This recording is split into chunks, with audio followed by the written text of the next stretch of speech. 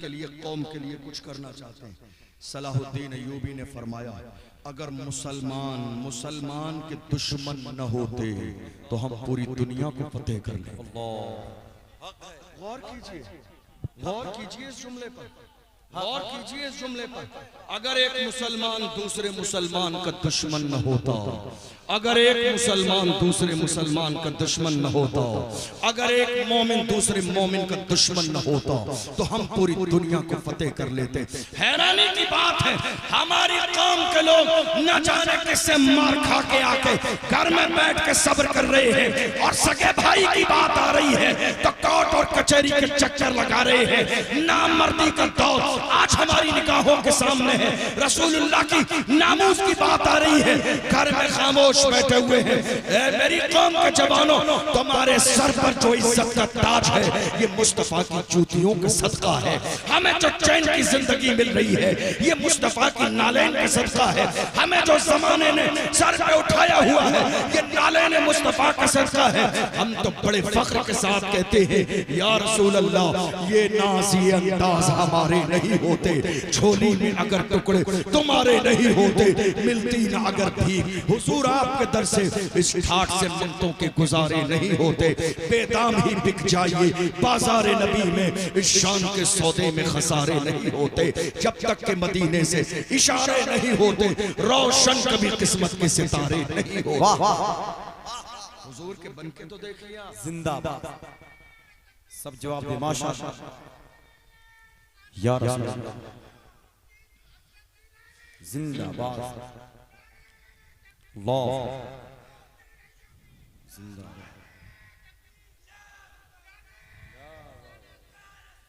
मैं अर्ज कर रहा था, अल्लामा फजल हक खैराबादी ने जब मुहिम शुरू की, जरा सा तवज्जो दीजिएगा, बहुत ज्यादा लंबा वक्त नहीं लूंगा, भाई आ गए हैं। अल्लामा फजल हक खैराबादी इस मुहिम में तन्हा नहीं थे। मैं अर्ज यही कर रहा था, हमारे यहाँ कोई किसी को बड़ा मानने के लिए तैयार नहीं। और याद रखिएगा, उस कौम की जिल्लत और रुसवाई के लिए इतना काफी है कि कोई किसी को बड़ा ना माने। जिस कौम में लोगों का मिजाज ये हो जाए कि मैं बड़ा हूं, मेरा नाम आए, मेरा जिक्र चले, मेरी बात मानी जाए, जिस कौम के लोगों का ये मिजाज हो जाए, उनका मुकद्दर यही है कि उन्हें पैरों के नीचे रौंद दिया जाए। उनका मुकद्दर यही है कि उनके साथ मॉब लिंचिंग हो। उनका मुकद्दर यही है कि उनकी मस्जिदें वीरान कर दी जाएं। उनका मुकद्दर यही है कि वो जिल्लत की जिंदगी गुजारें। याद रखिएगा, कौम में अगर कोई बड़ा है तो बड़ा मान लीजिए। कौम में अगर कौम का दर्द रखने वाला कोई है तो उसे मान लीजिए। टांग खींचने की आदत मत डालिए, पुश करने का मिजाज पैदा कीजिए। अगर कोई आगे बढ़ रहा है तो 2 कदम और आगे बढ़ाइए। तुम्हारे चाहने से होगा कुछ नहीं, कामयाबी देने वाली जात मेरे रब की है। लेकिन तुम अगर पुश कर दोगे तो काम करने वालों में तुम्हारा भी नाम आ जाएगा, काम करने वालों में तुम्हारा भी नाम शामिल हो जाएगा। याद रखो, इस वक्त कौम मुस्लिम को अगर किसी चीज की जरूरत है तो वो क़यादत की जरूरत है, लीडरशिप। किस चीज की? क़यादत और लीडरशिप।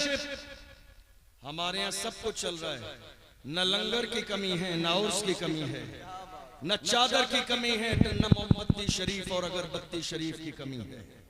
सब कुछ चल रहा है, जरूरत सिर्फ अब क़यादत की है। और क़यादत की जरूरत इसलिए है, आप बैठकर इंतजार कर रहे हैं जब मस्जिदों पे बिल्डोजर चलेगा तो तुम्हारे लिए आवाज उठाने वाला कोई आएगा। देख लो कई साल का जमाना गुजर गया, कितने कुत्ते भौंक रहे हैं कई साल से मेरे रसूल की अजमत पर। कोई आया बोलने के लिए एक जुमला? जो सियासी पार्टियां आज हमें सिर्फ एक वोट के लिए इस्तेमाल करती है, उनका हमसे रिश्ता सिर्फ एक वोट का है। लेकिन जब रसूलुल्लाह की अजमत की बात आती है तो कहते नहीं, हम खुल के नहीं बोल सकते, क्योंकि हमें उनका भी वोट चाहिए, हमें उनका भी वोट चाहिए, हमें उनका भी वोट चाहिए। मैं कहता हूं नादान, ऐ मेरी कौम के नादान लोगों, तुम्हें ये खेल समझ में नहीं आया। इन नेताओं का रिश्ता तुमसे सिर्फ वोट लेने तक है। इख्तिदार हमने दिया, कुर्सी हमने दी, मकाम हमने दिया, ओहदा हमने दिया, मर्तबा हमने दिया।